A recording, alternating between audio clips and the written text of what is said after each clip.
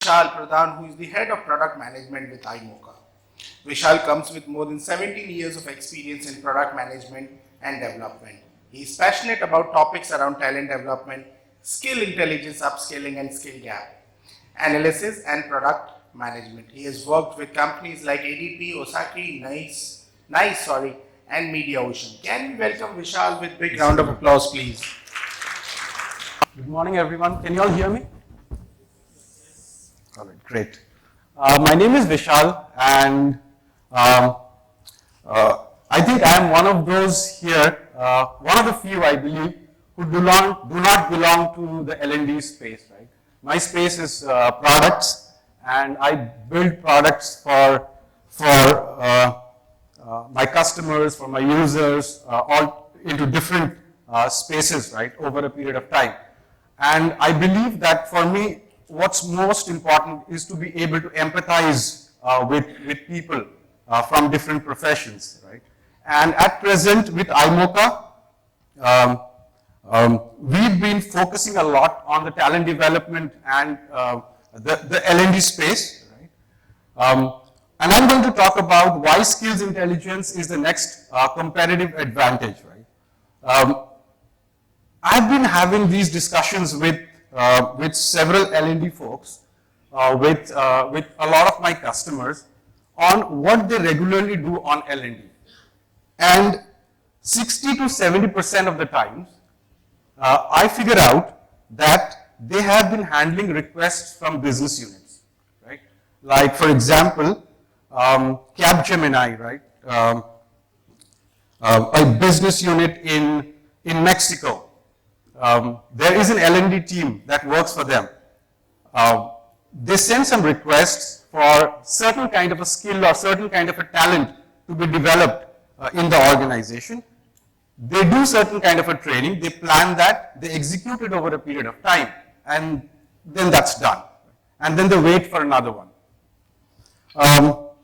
So what we found, our research found that 60 to 70% of the time, L&D is more focused and busy with the kind of a reactive work that they are doing.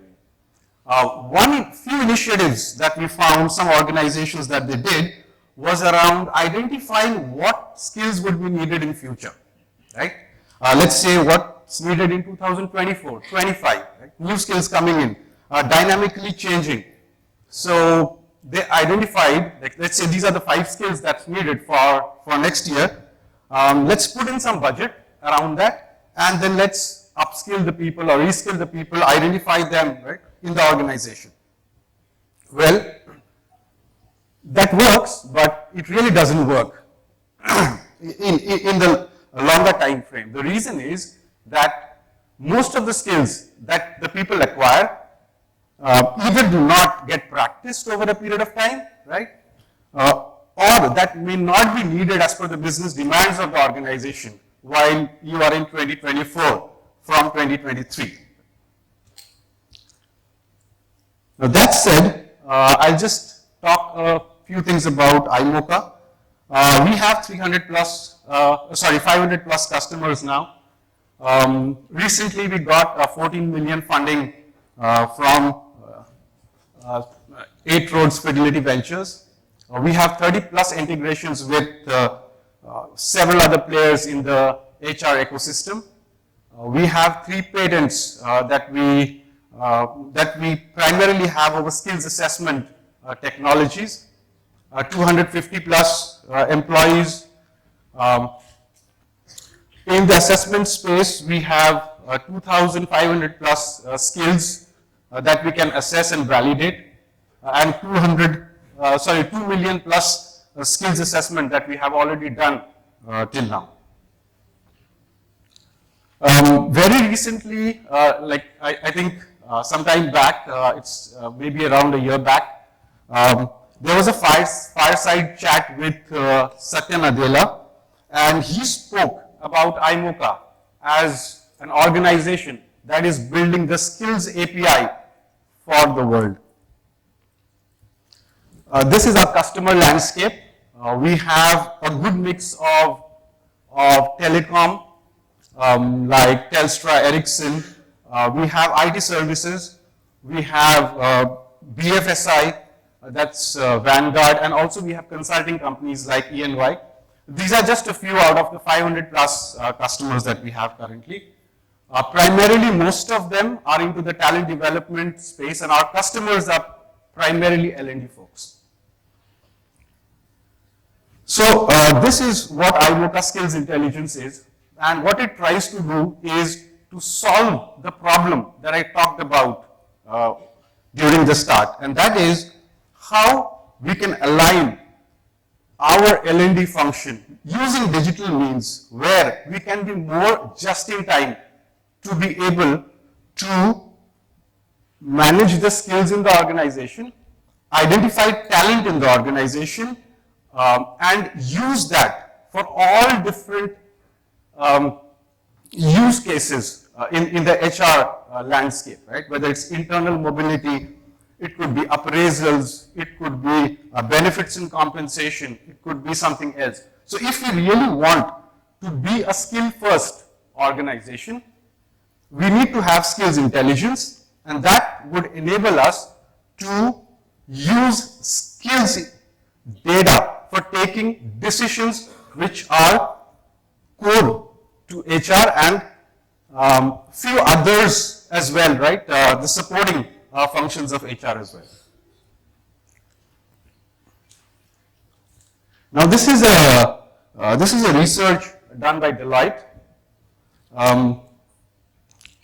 Now, what's the most important thing in skills is, and the problem with skills is that while we say we want to do a supply chain kind of a thing, right? Like just in time that manufacturing does. Right? You implement something like SAP, and then you know what is the kind of inventory you need to maintain. You have the relationship with your vendors. Then you know how much of tires to bring into the factory. You know how many other kinds of pieces, nuts and bolts you need to bring in, and then look at the market and get the orders from the market, right? And then you exactly know this month how many cars I need to make. Well, that is great. The vision of L&D is also great, right? We need to move there. But the problem is that skills is not nuts and bolts, right? You can count nuts and bolts, you can feel them, you can put them into a store. Skills is not something like that. It's more intangible than materials. So if we really need to know the gap between the demand and the supply of skill, it can be done through more subtle ways, right? Which is being able to quantify those skills. And what are the different ways in which you can quantify skills? The most easiest would be the resumes, degrees, certificates. Second is manager feedback, self-rating as well. Digital assessment tools, where 𝗚𝗺𝗃 is pretty much popular, right? Have been prevalently used these days. We can also know training courses completed if you are using LMSs and LXPs in that combination. People can self-report what they know. A few others are I'd say, in the flow of work, right? When people are working, there are ways in which we can use technology, AI, ML models, that can connect to these systems and know whether the people are really practicing the kind of skills that they have possessed, let's say through learning or through resume or through any other means. So these are the popular ways in which skills data can be captured. Is capturing enough? It's great to capture, but then is there a way in which you can quantify and give a number and say, like, let's say for a skill like AWS, this particular person, in 1 to 10, is he 5?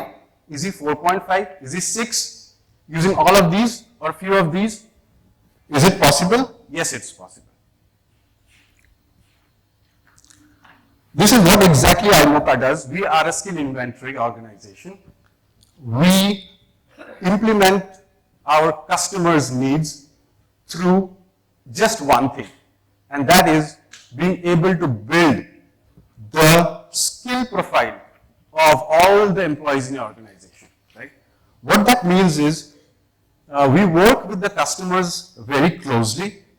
We have a team of experts who are subject matter experts in the different skill areas that's needed in an organization, not just limited to technology space, but also into banking, retail, and a few other industries as well. So what we do is when we implement, we consult with the customers, we bring in their data, and we can intelligently build out the skill profile of employees in the organization. So what that means is the employees, they do not need to grow them, because we know how difficult it is to ask employees to do something, right? Because if you ask them, you need to go there, you need to put in 5 data elements there, they are not going to do that. It's not that easy. So what we do is we feed in the data from the back end, we pull the data in, and we create the profile for themselves. And then we start engaging with them through our notifications, through our intelligence. These are the different ways. We can validate skills using Imocha assessments. We can validate skills using connecting to internal systems like Jira, Asana, HubSpot, Salesforce, and many others. We can pass the social data that's on LinkedIn, that's on resume and all of that. User input, employees can themselves talk about their skills, right? They may talk a bit more than what they are, but then that's fine, because I'm into product management, and I would never say that I know sales, right? So that's pretty much fine. So we should believe that as well. 360-degree feedback from peers, from managers, from others. And this is how we create our skills inventory. So here, the story of John Doe. These are the different skills that John Doe needs. Business modeling, it's validated through social data. The internal system shows that, yes, John Doe knows business modeling. User input, he also says that he knows. Whereas his skills is not validated through assessment, right? What that means is and looking at the active period, it really tells that you may really not need to take an assessment from them, from John, right? At least for business modeling. Whereas if you come to, let's say, project management, and if John Doe is aspiring to take up a role which needs project management, this may not be enough for him, right? Because his project management skills, neither he has it on social data, neither internal system tells that, no user input, no skill validated, right? So that's the kind of a snapshot in a heat map that you can get and know the employees. So basically 4 steps to build the skill-first organization. First is you need to be able to implement the ontology and the job architecture that your organization has. Right? And we at Imocha, we specialize in skills. The reason how we got this over a period of time is we started our business into talent acquisition first and then moved into talent development space. While we were doing talent acquisition, there were several different kinds of job roles that we were hiring, and we were creating assessments for that.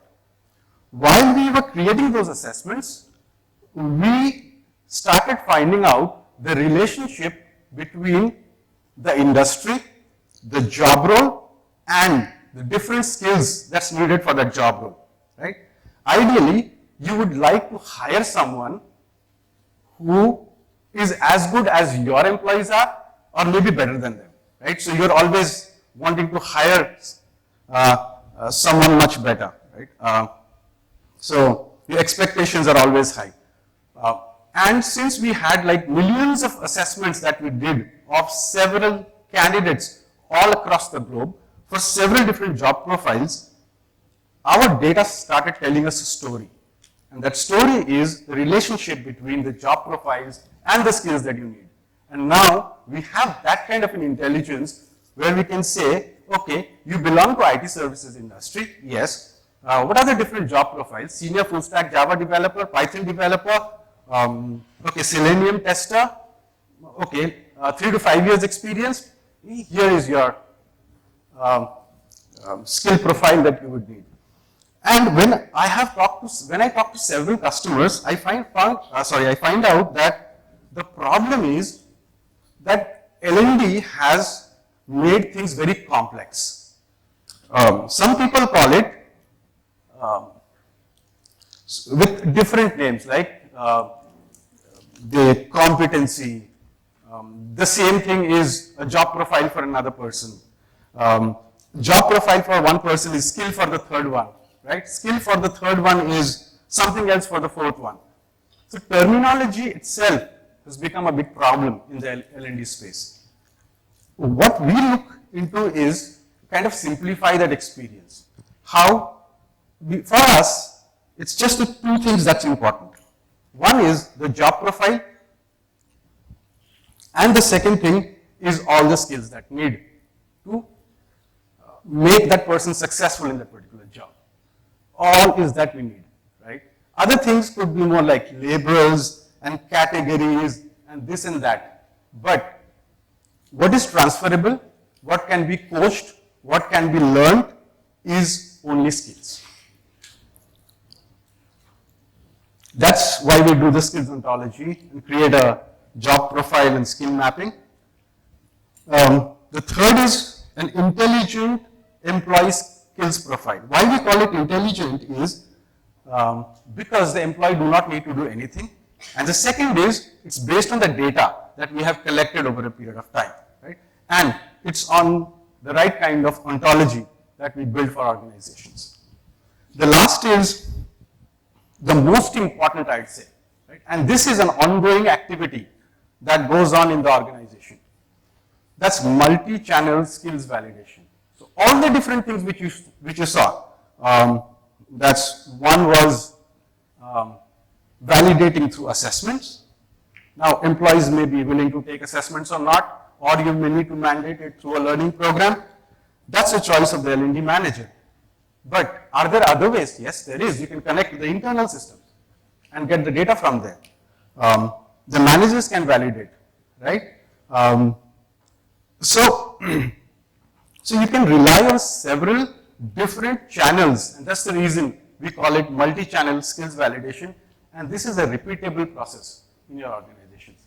Employees do keep or leave their footprint in several different systems in the organization, and there are ways to capture those footprints and bring it and tie it down to the skills that's needed.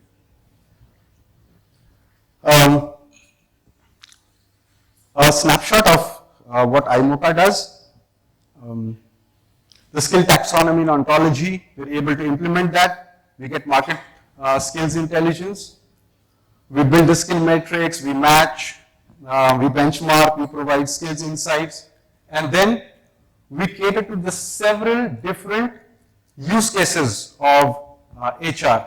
These are a few we have named here, however there could be more.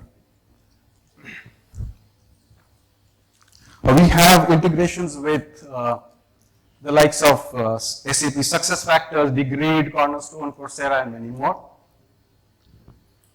Okay, I will just specifically focus into the L&D persona for the rest of the time that I have. And what we found out is the jobs to be done for an L&D manager that reports up to, let's say, a VP L&D, and then up to a CHRO or a CLO is identifying the skill gap and addressing the skill gap in the organization. Typically, it is happening reactive right now or too futuristic. The second is, what are the different skills that's needed for my people in the future. And the third one is more on the budgeting side, because L&D managers also need to be conscious about the budget that they are spending on the training activities, so that they spend, so that they can achieve a lot by spending the optimal amount into something. And that can only be done if you have the right kinds of skills intelligence in the organization, which exactly tells you that, you know what, Vishal, this is month of March and your next quarter is starting as early as, let's say, 10 days, not even 10 days. In the next quarter, you should focus on Python, because by looking at the inventory and the skills of your people and the projects that you are getting on that, Python is going to be really important for you in the next quarter. So, I am not planning for 2024. I am just planning for the next quarter. And the second thing is, the need for Python is being backed by the data, right? And it's not up to your research that you did in the market and you came back and said that it looks like we need Python. It's not like it looks like we need Python, it is that we need Python. So this is a screenshot of an intelligent employee skill profile. So we call it core skills, future skills, soft skills. You can call it primary, secondary, behavioral skills. We provide some skills insights. So what we have written here is one answer to those questions that an L&D manager has is actually the skill profile of the employee. So if you have the right skill profile of an employee, we can work wonders out of it, because we exactly know the employee. Till the time we do not know the employee in terms of skills, it is very difficult to use the data that's all over the organization, right? Because it would never be able to be relatable to anything that makes sense to the L&D. Because L&D, I firmly believe, should be focused on skills, skills, and skills. This is a snapshot of how the skills is organized in the organization. You can compare the top people in different in the industry, your company average, and your people. So these are some of the analytics that we provide. This is the skill and employee distribution, where you have all the different skills that's listed. Then you have the priority of that skill, right? Whether it's low, high, medium. This can be set by the L&D people. So on the left is the number of job positions that you currently have, right? It can be number of people working plus the number of open job positions. And on the right, the PL1 to PL5 are the proficiency levels that our engines calculate. Let's say from managers' feedback, from assessment, skill validation, connecting to internal systems and all of that. So on the right bar, you see the different proficiency levels that your organization is in terms of Java 8 plus skill, right? And the same for the others. And you can just filter it out by using the department and the team, etc. You can exactly identify, let's say, you drill down to a particular skill. Right? You saw that, let me try to figure out more about this skill, and you see that over a period of time, how Java has grown over a period of time in your organization. So you can select the filter dates and filter it out. This is the demand and the supply of skills. Like we talked about an analogy with manufacturing, where manufacturing works in a way where they do not want to maintain a lot of inventory, right? Even I think for L&D, maintaining too much of skill inventory is not relevant because it's not going to be used for business or purposes, right? You would send your people to some kind of a training, right? And if that training is imparting some skill which is not in line with the business objectives, actually there is no ROI there. You're not getting any return on the investment, right? So these are the kind of problems that I can empathize with the L&D folks. So if you look at the demand and supply, and that analogy I was saying, how would an L&D manager really know that you need to focus on Java? Because, so if I look at the number of employees that I have in blue and the job positions that I have over a period of time, I know somewhere around June, the gap between the demand, which is the number of open positions, and the supply, which are the number of employees that you have for that particular skill, has started widening, right? When you reach December, that's alarming. That's alarming because the gap is pretty high. You need to intervene in the month of January, or at least in the first quarter of January, to develop. Or another strategy could be not to build but buy, right?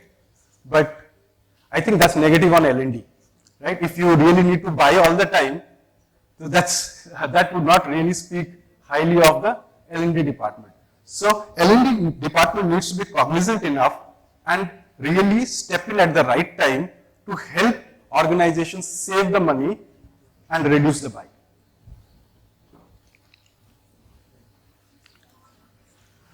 This is again, if you drill down, just the number of people would not be helpful, right? Because if you just look at the number of people who, whether they know Java or not, that makes sense to an extent, but not complete till the time you have the proficiency levels of those people. Let's say you have two different roles that need Java, right? One is a Selenium developer as a tester, let's say, and let's say another one is a Java full stack developer. Now, the proficiency level you need for a tester is 5 out of 10, but for a full stack developer it is 8 out of 10, right? So, our engines, they average out the things and then they present, right? So that you can at least get a trend of where your organization is moving. Of course, you can drill down from here and move into each of those job profiles and all of that, and I haven't put that into the presentation here. And the next is your benchmark proficiency. When we implement a particular customer, when we do the job ontology for them, right? What we also do is for each job profile, the different skill profiles the different skill mix that you have, we also assign a benchmark proficiency. That is, this much is required. We cannot expect a Selenium tester to be 8 out of 10 on Java, right? So this is where you can clearly see where your benchmark proficiency was and where your actual proficiency is. Now, just with this, answering the question, how does it help you to take a decision whether you should reskill or upskill, right? If the number of people if the gap is very high, right, and then you have another skill where the gap is at least not there, or if it's in the other way, you can reskill people, right? But if you do not have other skills where the reverse gap is high, what you can do is you can upskill people. So whether you need to reskill, whether you need to upskill, whether you need to buy, whether you need to redeploy people, right? Employees. I don't like to use the word resources, but employees, right? Redeployment is also another option that you can have. So quickly wrapping up, along with this, we also have two different ways, pull and push mechanism for L&D. One is we democratize learning for the employees, where they can validate the skills by themselves, which is more like a pull. Every time pull does not work, so L&D needs to be a bit stricter at times and create objective-based programs and mandate those programs with them with the right kind of skill validation for them. A few success stories, I would go real quick. This is with Ericsson, 𝗜𝗂𝗄𝗏, with Telstra, with Vanguard. Thank you so much. I'd appreciate your questions. One or two quick questions. You can raise your hand, the mic will come to you, then you can ask a question. You have a question for Vishal?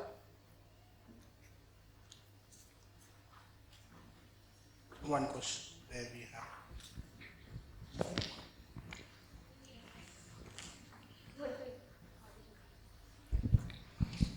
Hi, I'm not sure if I missed it, but I wanted to know, how do you do skill validation? Okay. Skill validation, several different ways. One is an assessment. Okay. It can be a capstone project that you can put them into. It could be a very simple MCQs that you can give them, situational based questions, if it's kind of a soft skills, behavioral patterns, right?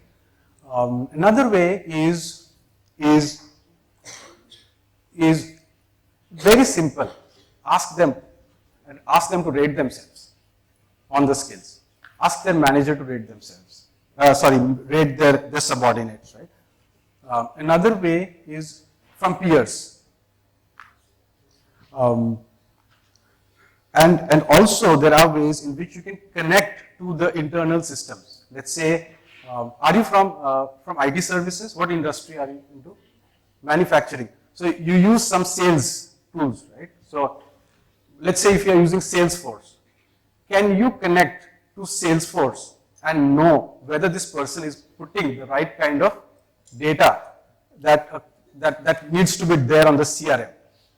So even with that kind of intelligence, you can know the skill proficiency level of the people. Does that answer your question?